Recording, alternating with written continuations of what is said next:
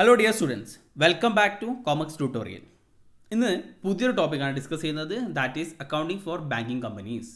അപ്പോൾ ബാങ്കിങ് കമ്പനീസിൻ്റെ അക്കൗണ്ടിങ്ങിലേക്ക് പോകുന്നതിന് മുന്നേ തിയററ്റിക്കലായിട്ട് കുറച്ച് കാര്യങ്ങൾ ഡിസ്കസ് ചെയ്യാനുണ്ട്.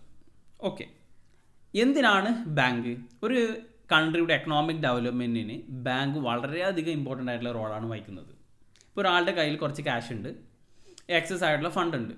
അപ്പോൾ അത് അയാൾക്ക് എപ്പോഴും കയ്യിൽ കൊണ്ടുപോയി നടക്കാൻ പറ്റില്ല. അപ്പോൾ അതെന്ത് ചെയ്യുന്നു? ബാങ്കിൽ കൊണ്ടുപോയിട്ട് ഡെപ്പോസിറ്റ് ചെയ്യുന്നു. അപ്പോൾ അങ്ങനെ ആരുടെ കയ്യിലാണോ ഈ എക്സസ് ആയിട്ടുള്ള ഫണ്ട് ഉള്ളത് അവർ ബാങ്കിൽ കൊണ്ടുപോയിട്ട് എന്ത് ചെയ്യുന്നു? ഡെപ്പോസിറ്റ് ചെയ്യുന്നു.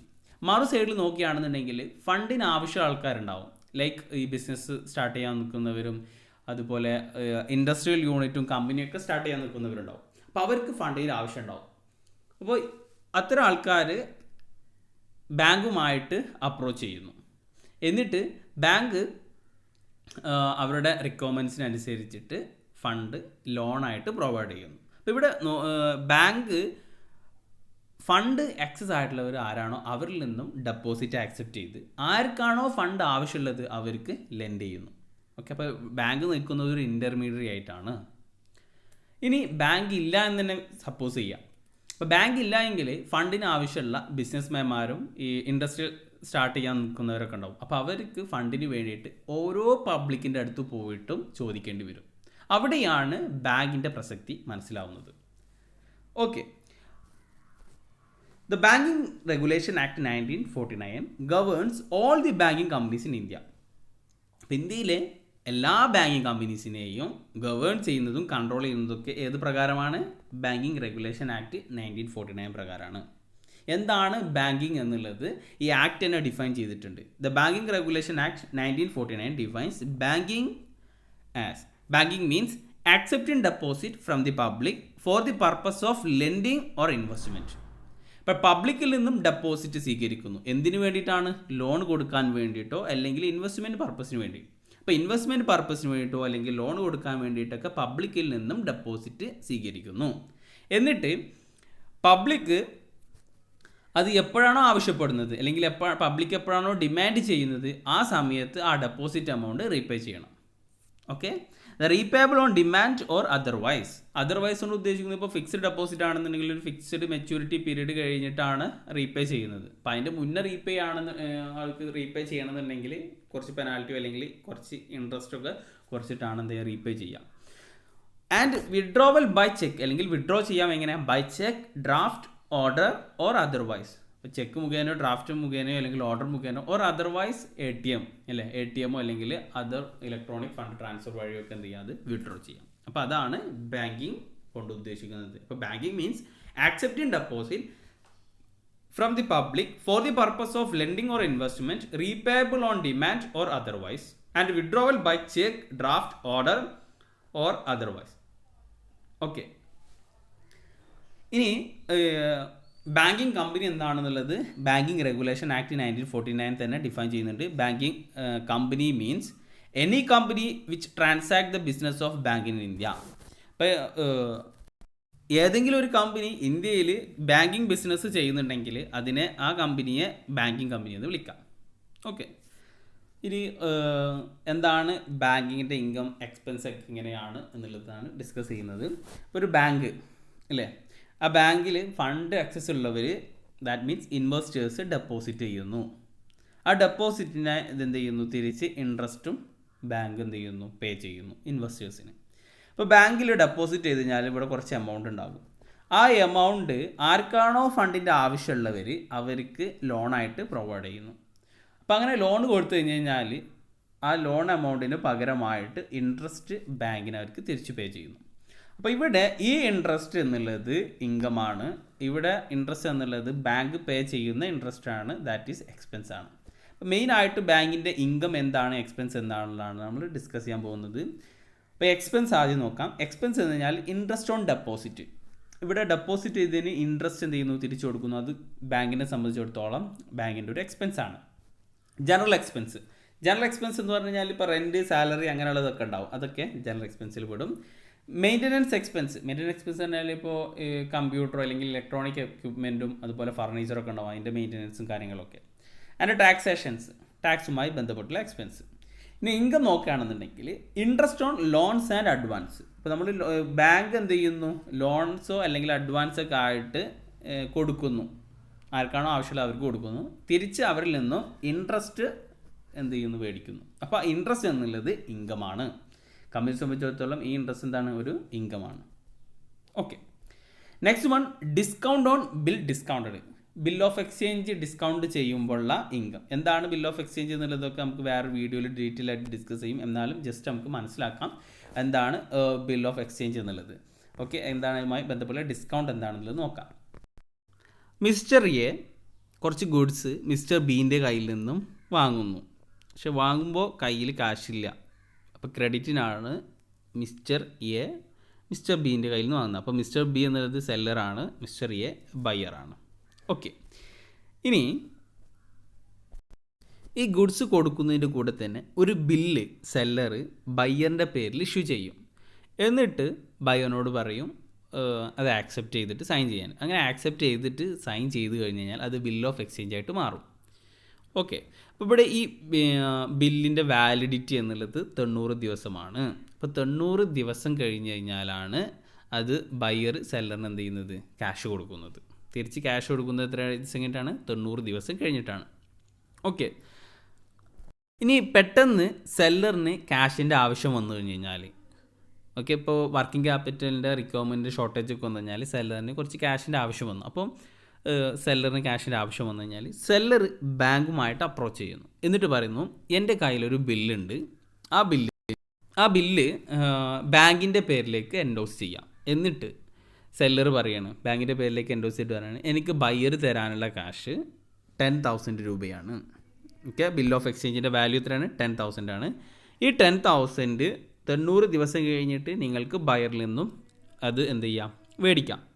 അപ്പോൾ ബാങ്ക് ഈ 10,000 മുഴുവനായിട്ടും പേ ചെയ്യില്ല. ഫോർ എക്സാമ്പിൾ ഇപ്പോൾ 9,500 എന്ത് ചെയ്യുള്ളൂ, പേ ചെയ്യുള്ളൂ. അപ്പോൾ സെല്ലർ എന്ത് ചെയ്യുന്നു, 9,500 ബാങ്കിൽ നിന്ന് കളക്ട് ചെയ്യുന്നു. 90 ദിവസം കഴിഞ്ഞ് കഴിഞ്ഞാൽ ബാങ്ക് ബയ്യറിൻ്റെ അടുത്ത് പോയിട്ട് എന്ത് ചെയ്യുന്നു, ആ 10,000 മേടിക്കുന്നു.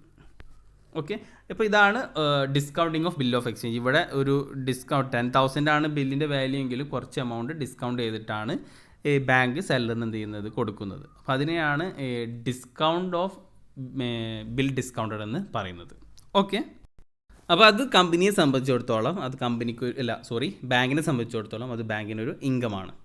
Next one dividend and interest. ഇപ്പോൾ ബാങ്ക് വേറെ എവിടെയെങ്കിലും ഡെപ്പോസിറ്റ് ചെയ്യുകയോ അല്ലെങ്കിൽ വേറെ എവിടെയെങ്കിലും ഇൻവെസ്റ്റ് ചെയ്യുന്നുണ്ടെങ്കിൽ അതിന് കിട്ടുന്ന ഡിവിഡൻഡ് ഇൻട്രസ്റ്റ് അത് ബാങ്കിനെ സംബന്ധിച്ചിടത്തോളം ഇൻകമാണ്.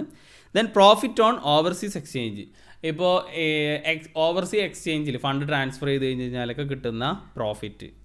ആൻഡ് അതർ എന്ന് പറഞ്ഞു കഴിഞ്ഞാൽ ഇപ്പോൾ ഈ എന്താ മിനിമം ബാലൻസ് കീപ്പ് ചെയ്യാത്തതിന് അല്ലെങ്കിൽ ബാങ്കിങ് ചാർജസ് ഒക്കെ ഈടാക്കുന്നുണ്ട്, അതൊക്കെയാണ് അതർ ഇൻകമിൽ വരുന്നത്. അപ്പോൾ ഇതൊക്കെയാണ് ബാങ്കിങ്ങിൻ്റെ ഇൻകംസും എക്സ്പെൻസും എന്നുള്ളത്. ഇനി നമുക്ക് കുറച്ച് പ്രൊവിഷൻസ് ആണ് ഡിസ്കസ് ചെയ്യാനുള്ളത്. Principal provisions of banking regulation act 1949. ഇപ്പോൾ കുറച്ചധികം പോയിൻറ്റ്സ് ഇവിടെ പറയുന്നുണ്ട്, 11 പോയിൻറ്റ്സ് പറയുന്നുണ്ട്. ഓരോന്നായിട്ട് നമുക്ക് എന്ത് ചെയ്യാം, ഡിസ്കസ് ചെയ്യാം. The first point, prohibition of trading. According to Section 8 Banking Regulation Act, a banking company cannot directly or indirectly deal in buying or selling or bartering of goods. ഒരു banking കമ്പനിക്ക് goods വിൽക്കാനോ വാങ്ങാനോ അതല്ലെങ്കിൽ exchange ചെയ്യാനോ പാടില്ല. Okay, എന്നാൽ ചില case ഇപ്പോൾ for example പറയുകയാണെന്നുണ്ടെങ്കിൽ ഇപ്പോൾ ഗോൾഡൊക്കെ വെച്ചിട്ട് ലോൺ എടുത്തവരുണ്ടാവും. അപ്പോൾ അങ്ങനെ ലോൺ എടുത്ത് ലോൺ എമൗണ്ട് തിരിച്ചടക്കുക അല്ലെങ്കിൽ ഇൻട്രസ്റ്റ് ഒന്നും തിരിച്ചടക്കാതെ ആ കാലാവധി കഴിഞ്ഞിട്ട് തിരിച്ചടച്ചിട്ടില്ല എങ്കിൽ ബാങ്ക് എന്ത് ചെയ്യുന്നു, ആ ഗോൾഡ് ജപ്തി ചെയ്യുന്നു. അത് ബാങ്ക് എന്ത് ചെയ്യും, എടുക്കും. എന്നിട്ട് ആ റിക്കവർ ചെയ്തിട്ടുള്ള എമൗണ്ട് റിക്കവറി ചെയ്യാൻ വേണ്ടിയിട്ട് ആ ഗോൾഡ് എന്ത് ചെയ്യുന്നു, വിൽക്കുന്നു. അതൊഴികെ വേറെ ഒരു പ്രോപ്പർട്ടിയും ബാങ്കിന് വിൽക്കാനോ വാങ്ങാനൊന്നും പാടില്ല. ഓക്കെ, അപ്പോൾ എന്താണ് പറഞ്ഞത് മനസ്സിലായിട്ടുണ്ടാവും. ബാങ്കിന് ഒരു ഗുഡ്സും വിൽക്കാനോ വാങ്ങാനോ അല്ലെങ്കിൽ ബാർട്ടർ ചെയ്യാനോ എക്സ്ചേഞ്ച് ചെയ്യാനൊന്നും ചെയ്യാനില്ല, പാടില്ല. Except such condition. ആ കണ്ടീഷൻ എന്ന് പറഞ്ഞു കഴിഞ്ഞാൽ ഇതാണ്, നമ്മളിപ്പോൾ ജപ്തി ചെയ്ത ഗുഡ്സ് പ്രോപ്പർട്ടി ഒക്കെ ഉണ്ടാവും, അത് വിൽക്കും വാങ്ങുകയൊക്കെ ചെയ്യാം, അതിന് പ്രശ്നമില്ല. ഓക്കെ, ഇനി നെക്സ്റ്റ് പറയുന്നത് നോൺ ബാങ്കിങ് അസറ്റ്. അപ്പോൾ എന്താണ് നോൺ ബാങ്കിങ് അസറ്റ് എന്നുള്ളത് മനസ്സിലാക്കാം ആദ്യം. ഇപ്പോൾ ഒരു വ്യക്തി നമ്മൾ സെക്യൂരിറ്റി ഒക്കെ വെച്ചിട്ട് ഇപ്പോൾ ലാൻഡൊക്കെ വെച്ചിട്ട് നമ്മൾ എന്ത് ചെയ്യുന്നു, ലോൺ എടുക്കുന്നു. അപ്പോൾ ഒരു സ്ഥലം വെച്ചിട്ട് എന്ത് ചെയ്യുന്നു, ആ സ്ഥലത്തിൻ്റെ ഇതിനനുസരിച്ചിട്ട് എന്ത് ചെയ്യുന്നു, ലോൺ എടുക്കുന്നു. അപ്പോൾ ലോൺ എടുത്ത് കുറച്ച് കാലം കഴിഞ്ഞു, ലോൺ തിരിച്ചടക്കാനുള്ള ടൈമായി, എന്നിട്ടും ആ വ്യക്തി എന്ത് ചെയ്തിട്ടില്ല, ലോൺ തിരിച്ചടച്ചിട്ടില്ല. അപ്പോൾ കമ്പനി എന്ത് ചെയ്യുന്നു, ബാങ്ക് എന്ത് ചെയ്യുന്നു, ഒരു നോട്ടീസ് അയക്കുന്നു തിരിച്ചടക്കാനായിട്ട്. എന്നിട്ടും അതിന് റീപ്ലൈ കിട്ടിയില്ലെങ്കിൽ ബാങ്ക് ആ പ്രോപ്പർട്ടി എന്ത് ചെയ്യുന്നു, ജപ്തി ചെയ്യുന്നു. പക്ഷെ അത് അവിടെ ശരിക്കും ബാങ്കിൻ്റെ പ്രോപ്പർട്ടി അല്ല.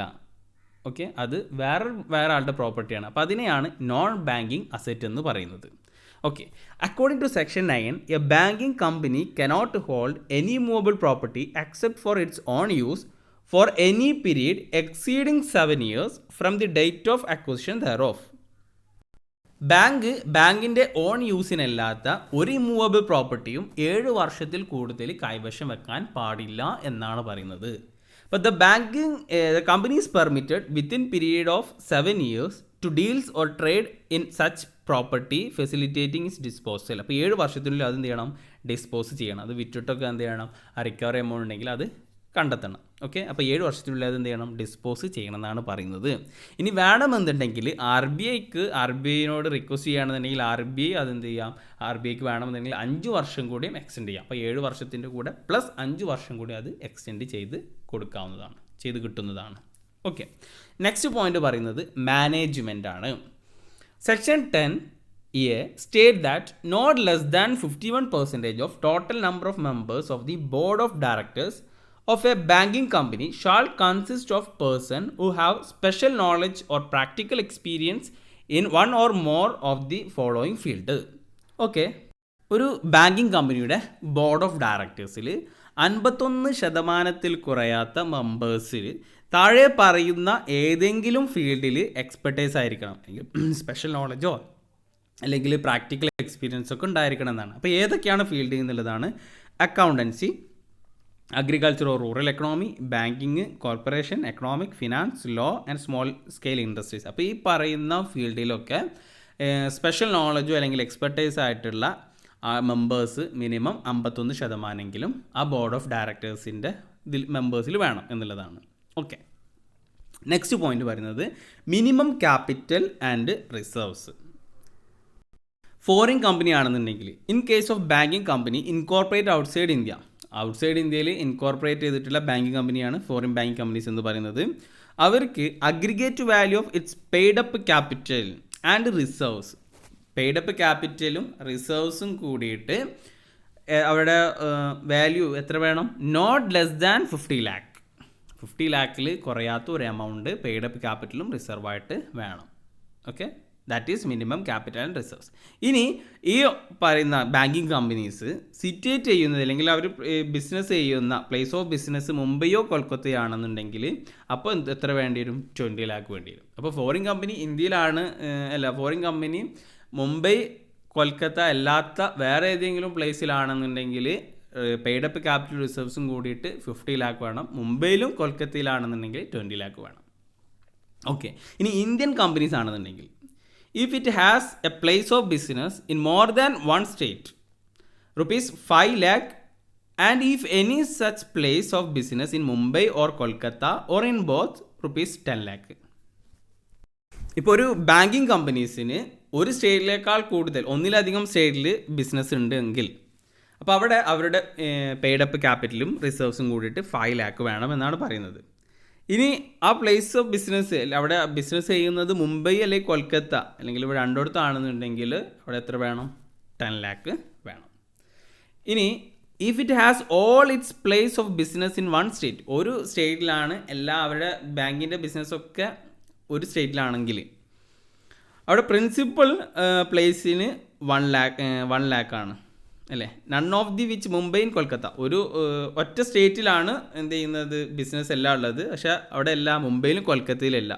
ഓക്കെ, അവിടെ ആണെന്നുണ്ടെങ്കിൽ പ്രിൻസിപ്പൽ പ്ലേസിന് 1 lakh, ആ ഡിസ്ട്രിക്റ്റിൽ ആ ജില്ലയിൽ വേറെ എവിടെയെങ്കിലും ബിസിനസ് ഉണ്ടെങ്കിൽ അല്ലെങ്കിൽ വേറെ എവിടെയെങ്കിലും ബാങ്കിങ് ബിസിനസ് ഉണ്ടെങ്കിൽ ഓരോ ഇതിനും 10,000 വീതം വേണം. പ്ലസ് ഇനി ഡിസ്ട്രിക്റ്റിന് പുറത്താണെന്നുണ്ടെങ്കിൽ ആ സ്റ്റേറ്റിന് തന്നെ വേറെ ഡിസ്ട്രിക്റ്റിലല്ലാതെ വേറെ എവിടെയെങ്കിലും സ്ഥലത്ത് പ്ലേസ് ഓഫ് ബിസിനസ് ഉണ്ടെങ്കിൽ അതിന് 25,000 കൂടി വേണം. ഓക്കെ, അപ്പോൾ അതാണ് പറയുന്നത്. ഇപ്പോൾ ഫോർ എക്സാമ്പിൾ പറയുമെങ്കിൽ ഇപ്പോൾ കോഴിക്കോട് ഒരു ബ്രാഞ്ച് ഉണ്ട്, അപ്പോൾ ആ ഒരു ബാങ്കിങ് ബിസിനസ് ഉണ്ട്, അപ്പോൾ അതിന് 1 lakh വേണം. ഇനി കോഴിക്കോട് തന്നെ വേറെ എവിടെയെങ്കിലും ഒരു ബാങ്കിങ് ബിസിനസ് സ്റ്റാർട്ട് ചെയ്യുകയാണെന്നുണ്ടെങ്കിൽ അവിടെ അതിന് 10,000 കൂടി എക്സ്ട്രാ വേണം. ഇനി കോഴിക്കോട് നിന്ന് വിട്ട് വേറെ തൃശ്ശൂർ ഒരു യൂണിറ്റ് തുടങ്ങുകയാണെന്നുണ്ടെങ്കിൽ, ഒരു ബാങ്കിങ് ബിസിനസ് തുടങ്ങുകയാണെങ്കിൽ പ്ലസ് അതിൻ്റെ കൂടെ 25,000 കൂടി എന്ത് ചെയ്യണം, പെയ്ഡ് അപ്പ് ക്യാപിറ്റൽ വേണം. ഓക്കെ, അപ്പോൾ അതാണ് പറയുന്നത്. നെക്സ്റ്റ് പോയിന്റ് പറയുന്നത് capital structure. It subscribed capital is not less than half of its authorised capital and its paid up capital not less than the half of the subscribed capital. അവിടെ എന്താ പറയുന്നത്, authorised capital എന്താണെന്ന് അറിയാം അല്ലേ? മൊത്തം ഒരു കമ്പനിയുടെ ഏറ്റവും മാക്സിമം ക്യാപിറ്റലാണ് ഇത് ഓതറൈസ്ഡ് ക്യാപിറ്റൽ, മെമ്മോറണ്ടം ഓഫ് അസോസിയേഷനിൽ രേഖപ്പെടുത്തിയിട്ടുള്ള ക്യാപിറ്റലാണ് അല്ലേ? അപ്പോൾ അതിൻ്റെ പകുതിയെങ്കിലും സബ്സ്ക്രൈബ്ഡ് ക്യാപിറ്റൽ വേണം. ഓക്കെ, അപ്പോൾ 4 ഓതറൈസ്ഡ് ക്യാപിറ്റൽ എങ്കിൽ മിനിമം 2 എങ്കിലും സബ്സ്ക്രൈബ്ഡ് ക്യാപിറ്റൽ വേണം.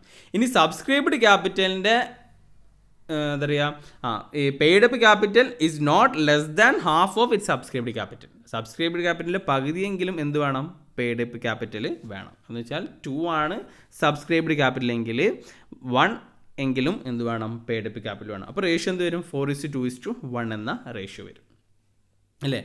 ഇപ്പോൾ ഓതറൈസ്ഡ് ക്യാപിറ്റൽ 4 lakh ആണെന്നുണ്ടെങ്കിൽ മിനിമം 2 lakh എങ്കിലും സബ്സ്ക്രൈബ്ഡ് ക്യാപിറ്റൽ വേണം. സബ്സ്ക്രൈബ്ഡ് ക്യാപിറ്റൽ 2 lakh ഉണ്ടെന്നുണ്ടെങ്കിൽ മിനിമം 1 lakh എങ്കിലും പെയ്ഡ് അപ്പ് ക്യാപിറ്റൽ ഉണ്ടായിരിക്കണം. ഇനി പറയുന്നത് the voting rate of any share holder shall not exceed 5% of total voting rate of the share holders of the company. ഇപ്പോൾ voting rate ഉണ്ടെങ്കിൽ ഒരു share ഹോൾഡേഴ്സിൻ്റെ vote 5%, total വോട്ടിൻ്റെ 5%-നേക്കാൾ കൂടാൻ പാടില്ല എന്നാണ് പറയുന്നത്. Clear? The next point, payment of commission, brokerage etcetera. According to section 13, a banking company is not permitted to pay directly or indirectly by way of commission, brokerage, discount or remuneration on issue of its share in excess of 2.5% of the paid up capital അല്ല paid up value of such shares. എന്താ പറയുന്നത്, ഇപ്പോൾ ഏതെങ്കിലും bank മാർക്കറ്റിൽ share issue ചെയ്യുകയാണെന്നുണ്ടെങ്കിൽ അതിന് കമ്മീഷനോ അല്ലെങ്കിൽ ബ്രോക്കറേജോ അതും അല്ലെങ്കിൽ ഏതെങ്കിലും തരത്തിൽ റെമുനറേഷനൊക്കെ കൊടുക്കുകയാണെന്നുണ്ടെങ്കിൽ കൊടുക്കേണ്ടി വരും. ഓക്കെ, അങ്ങനെ കൊടുക്കുമ്പോൾ ബാങ്കിൻ്റെ പെയ്ഡ് അപ്പ് ക്യാപിറ്റലിൻ്റെ 2.5%-നേക്കാൾ കൂടുതൽ കൊടുക്കാൻ പാടില്ല എന്നാണ്. അപ്പോൾ 2.5%-നേക്കാൾ കൂടുതൽ കമ്മീഷനായിട്ടോ ബ്രോക്കറേജ് ആയിട്ടോ അല്ലെങ്കിൽ റെമുനറേഷൻ ആയിട്ടോ ഡയറക്റ്റ് ആയിട്ടോ അല്ലെങ്കിൽ ഇൻഡയറക്റ്റ് ആയിട്ടോ എന്ത് ചെയ്യാൻ പാടില്ല, കൊടുക്കാൻ പാടില്ല. ഓക്കെ, നെക്സ്റ്റ് പോയിന്റ് പറയുന്നത് payment of dividend. According to section 15, അതാണ് പറയുന്നത് പേയ്മെൻറ്റ് ഓഫ് ഡിവിഡൻറ്റുമായി ബന്ധപ്പെട്ടുള്ള സെക്ഷൻ അക്കോർഡിംഗ് ടു സെക്ഷൻ 15 ആണ്. ആ സെക്ഷനൊക്കെ ഓർത്ത് വെച്ച് കഴിഞ്ഞാൽ നല്ലതായിരിക്കും. Okay, no banking company shall pay any dividend on it share until all its capital expenses have been completed written off. Okay, എന്താ പറയുന്നത്, ഒരു ബാങ്കിങ് കമ്പനിയുടെ ക്യാപിറ്റൽ എക്സ്പെൻസ് റിട്ടേൺ ഓഫ് ചെയ്യാതെ ഡിവിഡൻറ്റ് കൊടുക്കാൻ പാടില്ല എന്നാണ് പറയുന്നത്. അപ്പോൾ ക്യാപിറ്റൽ എക്സ്പെൻഡിച്ചറൊക്കെ റിട്ടേൺ ഓഫ് ചെയ്തതിൻ്റെ ശേഷം മാത്രമാണ് ഡിവിഡൻറ്റ് പേ ചെയ്യാൻ പാടുള്ളൂ. അപ്പോൾ ക്യാപിറ്റൽ എക്സ്പെൻഡിച്ചർ എന്നാൽ എന്താണ്, including preliminary expense, organisational expense, share selling commission, brokerage, amount of losses incurred and other items expenditure not represented by tangible asset. അപ്പോൾ ഇതൊക്കെയാണ് ക്യാപിറ്റൽ എക്സ്പെൻഡിച്ചർ. ഈ എക്സ്പെൻഡിച്ചർ റിട്ടേൺ ഓഫ് ചെയ്യാതെ ഒരു ഡിവിഡൻറ്റും കൊടുക്കാൻ പാടില്ല എന്നാണ്. Next point, reserves fund or statutory റിസർവ്സുമായി ബന്ധപ്പെട്ടുള്ളതാണ്. According to section 17, every banking company incorporated in India shall before declaring a dividend transfer a sum of equal to 25% of the net profit of each year to a reserve fund. ഇന്ത്യയിൽ incorporate ചെയ്തിട്ടുള്ള ഒരു banking company dividend declare ചെയ്യുന്നതിൻ്റെ മുന്നേയുള്ള net പ്രോഫിറ്റിൻ്റെ dividend declare ചെയ്യുന്നതിൻ്റെ മുന്നേയുള്ള പ്രോഫിറ്റിൻ്റെ 25% എന്തിലേക്ക് ട്രാൻസ്ഫർ ചെയ്യണം, റിസർവ് ഫണ്ടിലേക്ക് ട്രാൻസ്ഫർ ചെയ്യണം. ഓരോ വർഷവും റിസർവ് ഫണ്ടിലേക്ക് 25% എന്ത് ചെയ്യണം, ട്രാൻസ്ഫർ ചെയ്യണം. അപ്പോൾ എന്താ പറഞ്ഞത്, ഇന്ത്യയിൽ ഇൻകോർപ്പറേറ്റ് ചെയ്തിട്ടുള്ള ഒരു ബാങ്ക് കമ്പനി ആണെന്നുണ്ടെങ്കിൽ ഡിവിഡൻറ്റ് ഡിക്ലെയർ ചെയ്യുന്നതിൻ്റെ മുന്നേയുള്ള പ്രോഫിറ്റിൻ്റെ 25% ഓരോ വർഷവും റിസർവ് ഫണ്ടിലേക്ക് ട്രാൻസ്ഫർ ചെയ്യണം. അപ്പോൾ ലോസ് ആണെങ്കിൽ പിന്നെ എന്ത് ചെയ്യേണ്ട, ട്രാൻസ്ഫർ ചെയ്യേണ്ട ആവശ്യമില്ല. പ്രോഫിറ്റ് ആണെന്നുണ്ടെങ്കിൽ ട്രാൻസ്ഫർ ചെയ്താൽ മതി. Next point, cash reserves. Cash reserves പറയുന്നത് under section 18 banking company shall if in Indian maintain in India, okay, by way of a cash reserve in cash with itself or current account with the RBI or the State Bank of India or any other bank notified by the central government in its behalf a sum equal to at least 3% of time and demand liabilities in India. ഇപ്പോൾ currently 4%. ഇപ്പോൾ എന്താ പറഞ്ഞതെന്ന് വെച്ചാൽ ഇന്ത്യയിൽ ഒരു bank companies അവരുടെ time ഡെപ്പോസിറ്റിൻ്റെയും അല്ലെങ്കിൽ ഡിമാൻഡ് ഡെപ്പോസിറ്റിൻ്റെയും ടൈം ആൻഡ് ഡിമാൻഡ് ലാബിലിറ്റീസിൻ്റെ മിനിമം 3% കുറയാത്ത ഒരു എമൗണ്ട് എവിടെ റിസർവ്സ് ആയിട്ട് ബാങ്കിലോ അല്ലെങ്കിൽ കറണ്ട് അക്കൗണ്ട് ആർ ബി ഐൻ്റെ ഇതിൽ കറണ്ട് അക്കൗണ്ടിലോ അല്ലെങ്കിൽ സ്റ്റേറ്റ് ബാങ്കിലോ ഏതെങ്കിലും ഇതായിട്ട് എന്ത് ചെയ്യണം, കീപ്പ് ചെയ്യണം എന്നാണ് പറഞ്ഞത്. അപ്പോൾ അത് ചുരുക്കി പറഞ്ഞു കഴിഞ്ഞാൽ ക്യാഷ് റിസർവ്സ് എന്താ പറഞ്ഞു കഴിഞ്ഞാൽ മിനിമം 3% കുറയാതെ ഒരു എമൗണ്ട് ഏതിൻ്റെ ടൈം ഡെപ്പോസിറ്റിൻ്റെയും ഡിമാൻഡ് ഡെപ്പോസിറ്റിൻ്റെയും 3% കുറയാതെ ഒരു എമൗണ്ട് ബാങ്കിൽ തന്നെ എന്ത് ചെയ്യുക, റിസർവ്സ് ആയിട്ട് ക്യാഷിൽ കീപ്പ് ചെയ്യുന്നതിനാണ് അതിൻ്റെമായി ബന്ധപ്പെട്ട പ്രൊവിഷൻസാണ് പറയുന്നത്. ക്ലിയർ? ഇത് ഇപ്പോൾ കറൻ്റ്ലി 4% ആണ്. അത് ഇതിനനുസരിച്ചിട്ട് എന്ത് ചെയ്യും, ചേഞ്ച് ചെയ്യും അല്ലേ. Reserve bank power to regulate the percentage also between 3 to 15%. അപ്പോൾ അത് റിസർവ് ബാങ്കിന് അത് അങ്ങോട്ടുകൊണ്ടൊക്കെ മാറ്റം വരും. എക്കണോമിക് കണ്ടീഷൻസ് അനുസരിച്ചിട്ടൊക്കെ അതെന്ത് ചെയ്യും, മാറ്റം വരും എന്നുള്ളതാണ്. നെക്സ്റ്റ് പോയിന്റ് പറഞ്ഞത് liquidity norms, statutory liquidity ratio. According to section 24 of the company act according to section 24 of the banking regulation act 1949, in addition to maintain CRR എന്ന് പറഞ്ഞാൽ ഇതാണ് ക്യാഷ് റിസർവ് റേഷ്യോ. എത്രയാണ് നമ്മൾ പറഞ്ഞത്, മിനിമം 3 ആണ്, ഇപ്പോൾ currently 4% അല്ലേ. Okay, addition to CRR banking company must maintain sufficient liquid asset in the normal course of business. The section states that every banking company has to maintain in cash, gold and unencumbered approved securities and amount not less than 25% of its demand and time liabilities in India. ചുരുക്കി പറഞ്ഞാൽ എത്രയാണ് ഒരു banking company, ആ banking കമ്പനിയുടെ time and demand deposit എന്ന് വെച്ചാൽ demand and time liability എന്ന് പറഞ്ഞാൽ ഡെപ്പോസിറ്റാണ്. അപ്പോൾ ഡിമാൻഡ് ഡെപ്പോസിറ്റിൻ്റെയും ടൈം ഡെപ്പോസിറ്റിൻ്റെയും 25% കുറയാതെ എന്ന് പറഞ്ഞാൽ 25% കുറയാതെ ഒരു റിസർവ് കീപ്പ് ചെയ്യണം. എന്തിനാണ് റിസർവ്സ് കീപ്പ് ചെയ്യേണ്ടത്, ക്യാഷിലോ അല്ലെങ്കിൽ ഗോൾഡിലോ അല്ലെങ്കിൽ എന്താ പറയുക ഈ മാർക്കറ്റബിൾ സെക്യൂരിറ്റീസിലൊക്കെ ആയിട്ട് എന്ത് ചെയ്യണം, കീപ്പ് ചെയ്യണം.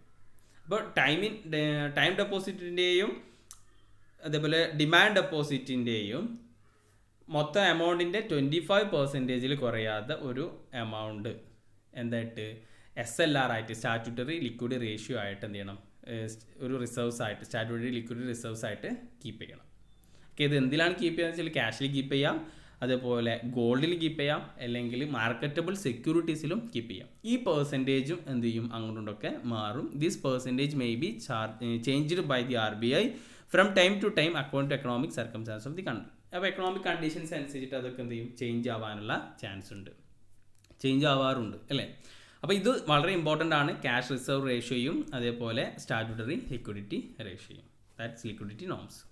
അപ്പോൾ CRR എത്രയാണ്, 4%. കറൻ്റ്ലി 4 ആണ്, 3% ആണ് മിനിമം വേണ്ടത്. SLR ആകുമ്പോൾ 25%. Next, restriction on loans and advance. അപ്പോൾ after the amendment of the act in 1968 bank cannot. അപ്പോൾ ഈ ബാങ്കിങ് റെഗുലേഷൻ ആക്ട് 1949 അമെൻമെൻറ്റ് ചെയ്തു. എന്താണ് അമെൻമെൻറ്റ് ചെയ്തിട്ടുള്ളത്, 1968. അതിൻ്റെ ശേഷം ഒരു ബാങ്കിന് ലോണ് കൊടുക്കുന്നതിൽ കുറച്ച് റെസ്ട്രിക്ഷൻ ഉണ്ട് അല്ലേ. Grant loans or advance on the security its own shares and grant or agree to grant loan or advance on behalf of ആർക്ക് കൊടുക്കാൻ പാടില്ല, എനി ഓഫ് ഇറ്റ്സ് ഡയറക്ടേഴ്സ്. ഇപ്പോൾ എന്ത് പറഞ്ഞതെന്ന് വെച്ചാൽ ഈ ഒരു ബാങ്കിങ് കമ്പനിക്ക് അവരുടെ ഷെയറിൻ്റെ അല്ലേ grant loan or advance on security of its own ഷെയറിൻ്റെ സെക്യൂരിറ്റീസിൻ്റെ ബേസിൽ ലോണ് പ്രൊവൈഡ് ചെയ്യാൻ പറ്റില്ല.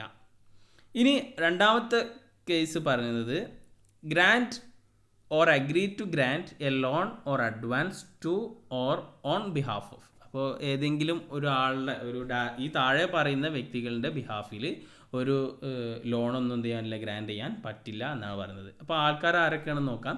ആരുടെ ബിഹാഫിലാണ് പറയുന്നത്? Any of it's directors. നമുക്ക് ആ ബാങ്കിൻ്റെ ഡയറക്ടേഴ്സിൻ്റെ ഇതിൽ ബിഹാഫിൽ ഒരു ലോണും എന്ത് ചെയ്യാൻ പാടില്ല, പ്രൊവൈഡ് ചെയ്യാൻ പാടില്ല. ഒരു എനി ഫേം, ഒരു ഫേമിനും കൊടുക്കാൻ പാടില്ല ഇല്ലേ.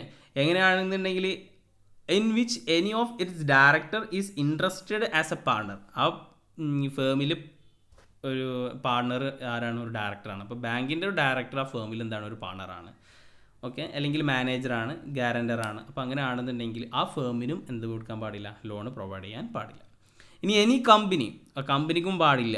Of which any of its director is A director or manager or employee or guarantor or in which he hold substantial interest. അപ്പോൾ ഒരു കമ്പനിക്കും ഈ ലോൺ കൊടുക്കാൻ പാടില്ല. എങ്ങനത്തെ കമ്പനിക്കാണ്? ആ കമ്പനിയിൽ ഡയറക്ടർ എന്നുള്ളത് ആ ബാങ്കിലൊരു ഡയറക്ടർ ആ കമ്പനിയിലെ ഡയറക്ടറാണ്, അല്ലെങ്കിൽ ആ ബാങ്കിൽ ഒരു എംപ്ലോയിയോ ഒക്കെ ഉണ്ട്, അത് ആ അല്ലെങ്കിൽ സബ്സ്റ്റാൻഷ്യൽ ഇൻട്രസ്റ്റ് ഉള്ള ആൾ ആ കമ്പനിയിൽ ഒരു മെമ്പറൊക്കെ ആണെന്നെങ്കിൽ ഒരു ഡയറക്ടറൊക്കെ ആണെന്നുണ്ടെങ്കിൽ ആ വ്യക്തിക്കും അല്ലെങ്കിൽ അങ്ങനെയുള്ള കമ്പനിക്കും ലോൺ പ്രൊവൈഡ് ചെയ്യാൻ പാടില്ല എന്നാണ്.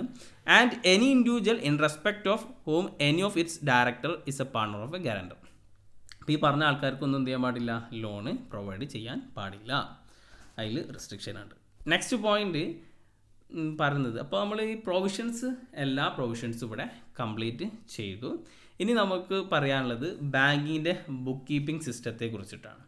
അപ്പോൾ അത് നമുക്ക് നെക്സ്റ്റ് ക്ലാസ്സിൽ എന്ത് ചെയ്യും? ഡിസ്കസ് ചെയ്യും. ഇത് തന്നെ അത്യാവശ്യം ലെങ്തി ആയിട്ടുണ്ട്. അപ്പോൾ നമുക്ക് നെക്സ്റ്റ് ക്ലാസ്സിൽ ബാങ്കിൻ്റെ ബുക്സ് കീപ്പ് സിസ്റ്റവും ബാലൻസ് ഷീറ്റും ഒക്കെ നമുക്ക് നെക്സ്റ്റ് വീഡിയോയിൽ ഡിസ്കസ് ചെയ്യാം. അപ്പോൾ താങ്ക് യു എവരിവൺ.